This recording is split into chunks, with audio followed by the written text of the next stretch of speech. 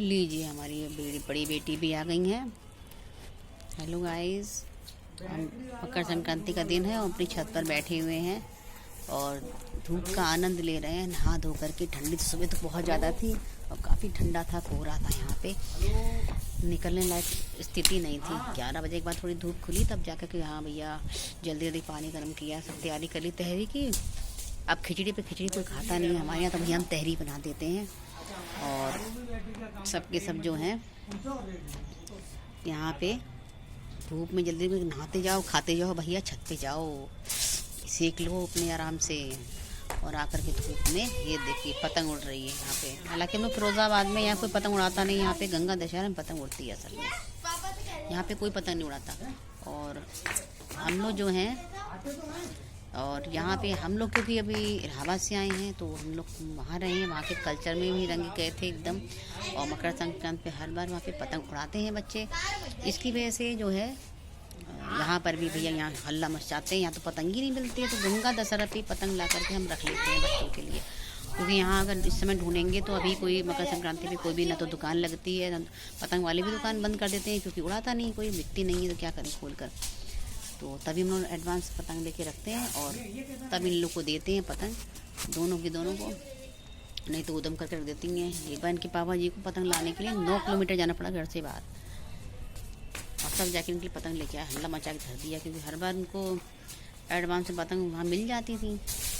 अब यहाँ का सिस्टम थोड़ा दूसरा है। अब जो है देखिए पतंग वाली उधम दंगा कैसे करती हैं, नहा धो के अपने आराम से बैठ के यहाँ पे धूप की सेक ले रहे हैं। और साथ में मैंने कल गरम गरम गजक बनाई थी एडवांस में, जिसको कि हमने खाया है अभी बैठ करके। और घर की गजक की बात ही अलग है, साफ़ सुथरी।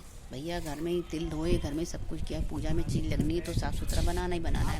हम तो मार्केट क्यों विश्वास करते नहीं। कभी किसी दिन ब्लॉग बनाऊंगी तो डालूंगी कैसे घर में चिक्की बनती है, पूरा का ब्यौरा दूंगी।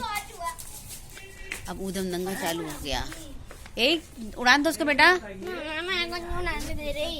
कौन उड़ा लें दो, छोटी है वो, तुम तो एक दिन फाड़ दोगी, अभी तो वो उड़ा भी नहीं पाएगी। 2 पतंगे और लिया देती, नमन भी दे देती। क्यों उड़ा नहीं रहे? डांट दिया होगा क्या? नहीं, उनके पास सामान ही खत्म है उड़ाने का। पंजा नहीं है क्या? नहीं। चलो तो कोई बात नहीं है। तुम लोग क्या उड़ा रही हो? अरे वही इतने चुर्रे से, क्या वो से धागे से। आपके पास है? पता नहीं, कहीं गिरी तुमने यहाँ कर दी होगी। थी तो गिरे 3 लाए थे पापा। माँ तुम ले गई थी वाले घर पे?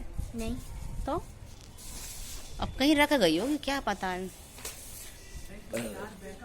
वो तो उड़ा रही है, उसको उसी में आनंद आ रहा है, भैया उसको उड़ा लेने दो। तो भैया के पास मांझा रखा है। नहीं मांझा नहीं, मांझे से तुम लोग को दिक्कत हो जाएगी बहुत ज्यादा। मांझे से तो उड़ रही है जब। नहीं मांझा नहीं, ये मांझे से तो उड़ रही है। मांझा लग नहीं जाएगा हाथ पे, मांझा ही तो चल रहा है। हाथ पे कोई टेप लगा लेती तब करती, अब लग जाएगा। अपने बच्चों को स्ट्रिक्टली मना करना चाहिए कि मांझा ना यूज़ करें, क्योंकि मांझा से हाथ कट जाते हैं बच्चों के। सर्दी आती है, एक सफ़ेद सफ़ेद सी घिर्री में आती है, वही सही है बच्चों के लिए। और इस तरह से नहीं, क्योंकि इस तरह से तो आपके लिए नुकसान ही कर जाएगा। कभी कभी गले में लग जाते हैं। आजकल चाइनीज़ मंझा चला है, वो तो और बेकार है। मार्केट में लोगों की नाक सस्ता कट तो रही मिल है। जाता है, लेकिन भैया चीज़ अच्छी नहीं है और उसको जो है नहीं यूज़ करना चाहिए किसी को भी। बाल मेरे सूखे नहीं है, बाल गीले हैं, धो लिए थे सुबह सुबह ऐसे, सुखा लें बाल भी अपने हम, और बाल सूख जाएंगे। या हल्का करूँगा। शाम की तैयारी देखिए, कुछ चिकनाई का बनना है, क्या बनना है, तला भुना कुछ। अब इनके पापा की तबीयत ख़राब है, जिसकी वजह से मैंने बिल्कुल ही पूड़ी कचौड़ी सब बंद कर दी है। नहीं तो इस समय तो किचन में बाहर आई रहती थी पूड़ी कचौड़ी की, क्या बताऊँ। लाइव जब मैं डालती हूँ अपना तो उसमें बस उस समय मैं रोटी सेकती रहती हूँ, और तभी मैं लाइव डालती हूँ 15-20 मिनट। उसके अलावा मुझे अलग से फुर्सत नहीं रहती। क्यों? बच्चे के एग्ज़ाम है और मैं कहीं ट्यूशन मेरे बच्चे नहीं पढ़ते हैं, सारा का सारा जो है मैं खुद पढ़ाती हूँ। और मैं सोच रही हूँ ब्लॉग बनाऊँ उन बच्चों के लिए भी, समझा करके। क्योंकि मैंने देखा बहुत से लोग ब्लॉग डालते हैं पढ़ाई के, तो एकदम रट्टू तोता की तरह पढ़ा देते हैं, वो बच्चों के लेवल पर जाके नहीं पढ़ा पाते, मैंने देखा। तो मैं सोच रही हूँ कुछ, मैं अपने बच्चों को तो पढ़ाती हूँ, साथ में मैं छोटे बच्चों को किस ढंग से पढ़ाया जाता है, क्योंकि मेरा एजुकेशन का सब्जेक्ट रहा है मुझे मालूम है कि किस ढंग से बच्चों को पढ़ाना है, क्योंकि मैंने पहले भी कभी बच्चों को पढ़ाया है शादी से पहले।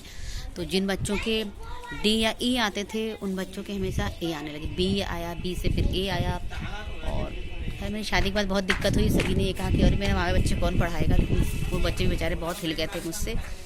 तो मैं सोच रही हूँ कि ऐसे बच्चे जो किसी भी जगह पढ़ने चले जाते हैं लेकिन उनकी समझ में नहीं आता, और वो जो टीचर होता है वो उन बच्चों के लेवल पे जाकर उनको समझा नहीं पाता, और जिसकी वजह से वो पढ़ तो लेते हैं, उस समय रट लेते हैं, बाद में भूल जाते हैं वो।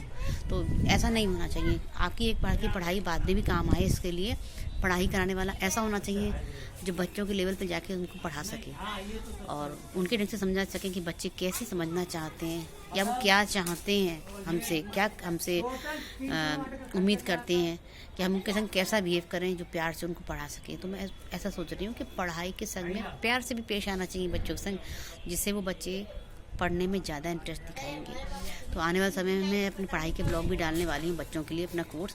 ख़ासतौर पे सरकारी स्कूल जो होते हैं, सीबीएसई वाले जो है और एनसीईआरटी वगैरह के, जो इस तरह का कोर्स भी मैं डालूँगी। बेसिक शिक्षा का भी मैं कोर्स डालूँगी, और इंग्लिश, खास तौर पे इंग्लिश, मैथ वगैरह साइंस है जिनको बच्चों को समझने में थोड़ा दिक्कत होती है, लेकिन खेल खेल में अगर समझाया जाए उन चीज़ों को तो वो प्यार से सीख समझ लेते हैं। और एक बार मन में वो चीज़ बस जाए ना तो बच्चे बड़े आराम से उसको याद भी कर लेते हैं, उनको हमेशा याद आता है।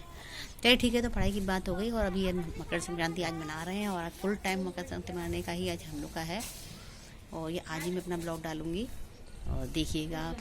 और मेरे चैनल को सब्सक्राइब करिएगा, इस पर बने रहिएगा और कमेंट करिएगा, और सब्सक्राइब करिए, कमेंट करिए, और मेरे चैनल का साथ देते रहिएगा। Thank you very much.